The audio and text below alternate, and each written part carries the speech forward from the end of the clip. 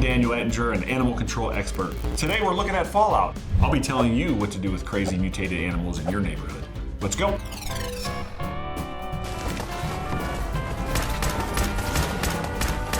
Okay, this is a Deathclaw. What animal do we think this is most related to? Well, it looks like a bighorn sheep, kind of, but it also looks like a stegosaurus.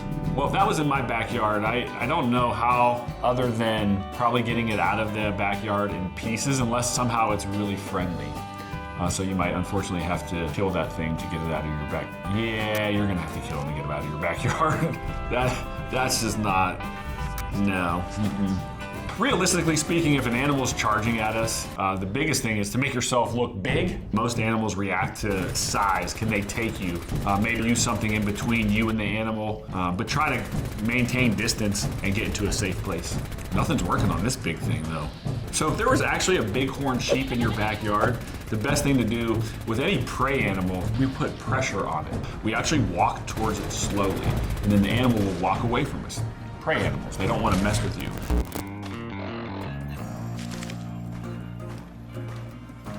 All right, now we got a fire-breathing lizard here. It looks like maybe a cross between a bearded dragon and maybe an iguana here. But now he's this fire-breathing invasive species in our neighborhood. Gonna have to take him out. Oh yeah, that's the way to do it. Oh wait, you gotta try again. Because I think he's still alive. Oh. Yeah, so with animal control officers, a lot of times we deal with pet lizards, but those, like in our neighborhoods, a big one like that, we're not dealing with that. Unless if it's a safety risk, we might have to remove it. So what I would do if it was me is I'd grab it by its tail first, jump on its back, and I'd probably tape its mouth shut, just like I would an alligator, and then pick that bad boy up and take it out of there. So scorpion's venomous, so we have to be careful of their stinger. You want to make sure you have pest control or somebody come out, like insect control, and spray for those pests, especially if you have pets, because those can cause some harm and damage to your personal pet. If I was in this post-apocalyptic world, I would have to have all the weapons available to me. Firearms, I'd probably take a bunch of Molotov cocktails and burn most of these things so they don't come back. Like, what are you gonna do with this giant scorpion right here? Seriously. You gotta throw fire at this, and obviously its shell is way too thick for these bullets, so you can't get into it. You gotta burn it. I don't know what else you would do with this crazy creature. If this was somebody's pet, and they were like, hey, don't hurt my pet, and it was charging me, maybe I had one of these fancy nets that I could throw over it, and then I'd capture it, and it has like weights on it, and so once the net is over the animal, then the owner can come put its harness back on it, and maybe it rides it home though, who knows.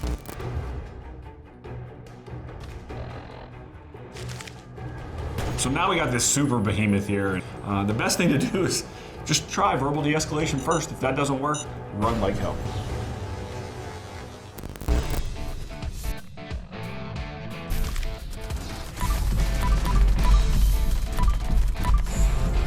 Bats are incredible animals, and believe it or not, they share the same echolocation that our animals use in the ocean, like our whales, but I will say, they're afraid of you, and if you see a bat flying at night and it's going crazy, believe it or not, a bat knows you're a human and it's not gonna come down and bite your face. They eat insects, that's what they're really looking for. So if I saw this bat, now here's the thing, bats can carry rabies, and what that means is they can carry it without even showing any signs of it. So unfortunately, if this bat is showing signs like this, it's gonna have to be killed and tested for rabies, so we make sure no one else is gonna get injured or killed. I've never been attacked by a bat, and I've handled probably hundreds and hundreds of them. They're about the size of this, not the size of that gigantic one on the screen. So that one, run like hell. If you ever touch a bat, their teeth are so sharp you may not even know you're bit. So we want to make sure that animal's tested for rabies, and then you get the shots that you need, because rabies is 99.9% fatal. Game over in real life. Rest in peace, chosen one. So we're looking at a Yao Guai.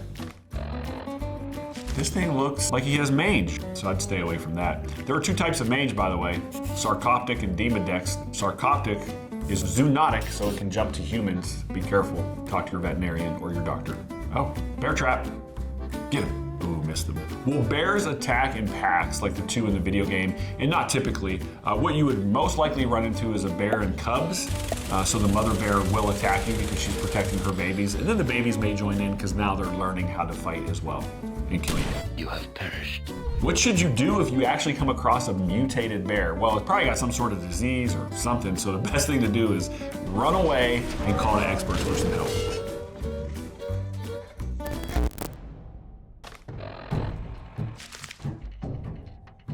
Well, the Teenage Mutant Ninja Turtles just got a lot different. There's been a lot of calls that I've responded to for turtles. A lot of times they just get lost. You have to be very careful how you pick up a snapping turtle though. If you get your hands too close, guess what? Snap. That's where they get the name from. So you have to pick them up safely. I like to slip my one hand under the belly, pick it up that way and grab onto the shell in the back, and that way I can move it into whatever I need to, like a carrier, and take it back to where it belongs. But these are mutated snapping turtles, so there's no way I'm picking this guy up.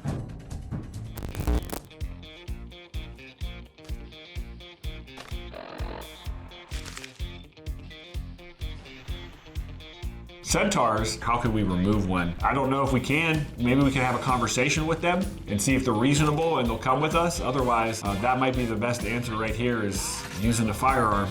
So animal control officers don't have like a real home. We're employed by nonprofits, we're employed by municipal governments, police departments, and there are even private animal control agencies. That's why only some carry firearms, but the majority of us don't. And we only have what we call a collapsible baton on our duty belt that we can open up, and maybe is about this big, and we can use it to defend ourselves. The biggest tool though, believe it or not, is our voice and how we talk and react to certain situations.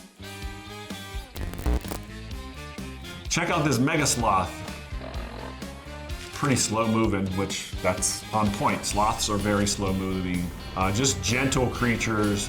All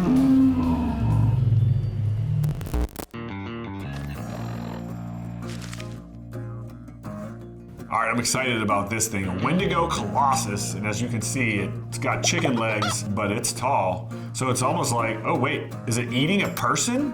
Wait, or is that just part of its body? It has like, it can be a person and a long-legged, stilted creature with multiple heads. So now I have to humanely get this animal. I'm not gonna kill it. So here's what I'm gonna do. I'm gonna watch it from a distance for a little bit, and I'm gonna see what it likes. Is it a vegetarian? Does it like to eat meat? And then I'm gonna find its favorite food, and I'm gonna poison that food to put it to sleep. And then I'm gonna capture it and put it in a giant upside down fish bowl. So it's all glass and it can't get out. Well, what is this guy doing wrong is he's not watching it. He's just trying to attack it, and he's not able to tell what its weaknesses are. You gotta really study something to know its weaknesses so you can defend against it properly. What is this closely related to? I would say it's like an ostrich. Look at those ostrich type, the way the knees bend, all of that good stuff. And then it's got like a human body. It's wild.